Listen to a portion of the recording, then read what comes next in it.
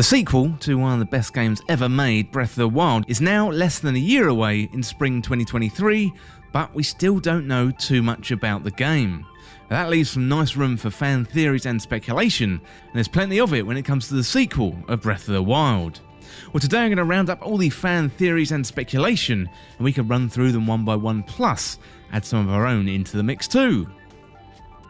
Well, if you're new around here or find this useful, don't forget to hit that subscribe button down below for all the latest Zelda content and turn on notifications by hitting that bell. Well, before we get into it, I'd love to hear your theories for Breath of the Wild 2. Is Zelda going to be playable? What's up with Link's arm? And are dungeons going to come back? Share your thoughts in the comments with the community. Well, without further delay, let's dive into the theories and speculation. And first up, we've got Zelda is a playable character. Well, ever since that first trailer back in 2019, fans have jumped onto the detail that Zelda's haircut is much shorter than it was before. And rather than just a fancy new haircut for the princess, fans have read into this meaning Princess Zelda herself is going to be a playable character in Breath of the Wild 2. Princesses don't necessarily need short hair to survive in an open world Hyrule, but this change of design does seem quite significant. Well, back in 2019, IG Aonuma discussed the trailer with IGN and Kotaku at the time, though managed to avoid answering directly when it came to the questions of Zelda being a playable character or not. When he was asked, he did say the following, so it's kind of interesting that you bring that up because in Breath of the Wild you see Zelda and Link together often too, so to go straight to the thought of co-op is very interesting to me. Now, Aonuma is the master of deflection, and I would imagine he'd have a very fruitful career in politics with answers like that. We don't have any clear indications at this time that Zelda will be a playable character in the sequel, but this is something that Aonuma finds interesting, plus also fans have been calling for this for some time. It would be a very good way to mix up the series and add a new dimension. So water was doused on this idea in the E3 2021 trailer, where we see Princess Zelda falling backwards into the darkness, and we haven't really seen her since. Well, next up we got theory and speculation number 2, so are there two Links? We've seen two different looking Links in the trailer so far.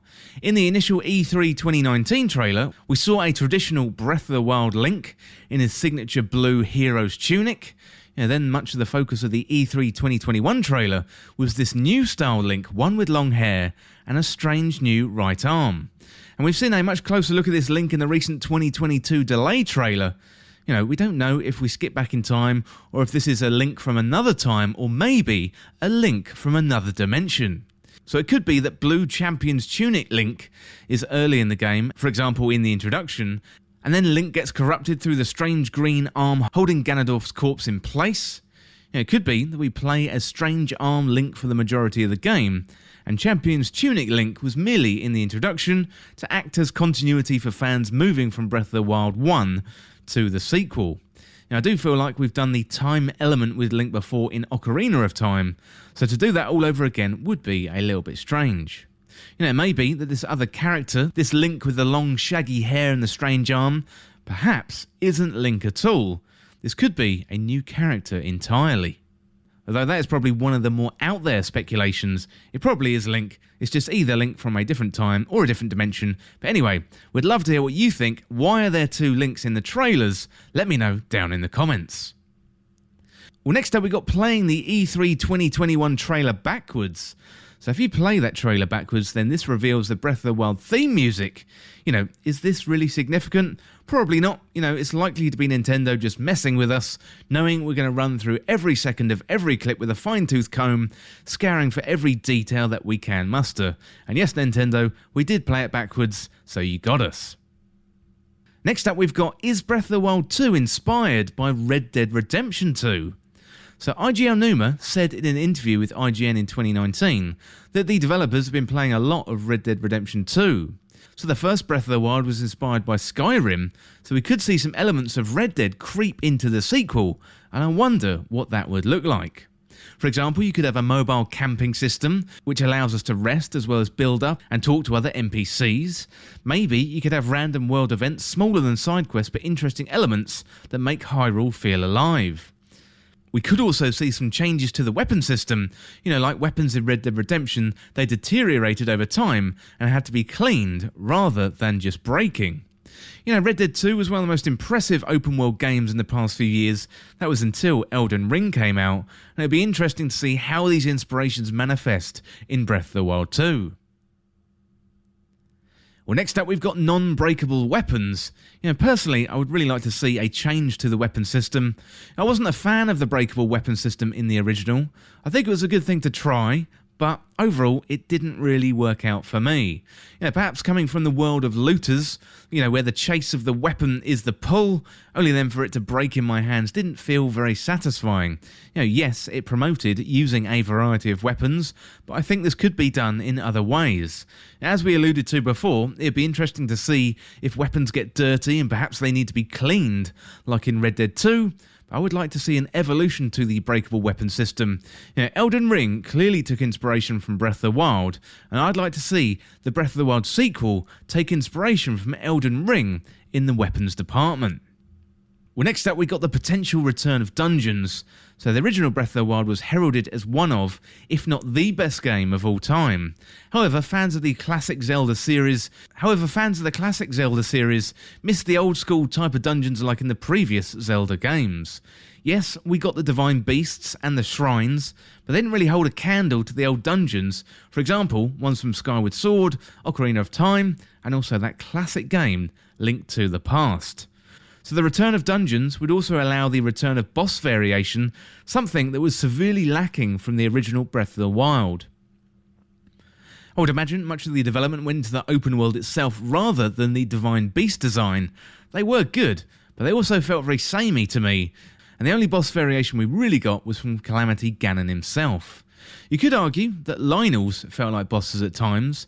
They had good design variation, but nothing really beats a good dungeon or a temple with a dramatic boss fight at the end. Well, next up I want to ask that question, who is the corpse in the 2019 trailer? So that mummified corpse is one of the central characters in the first E3 29 trailer. This corpse appears to wake up with glowing red eyes.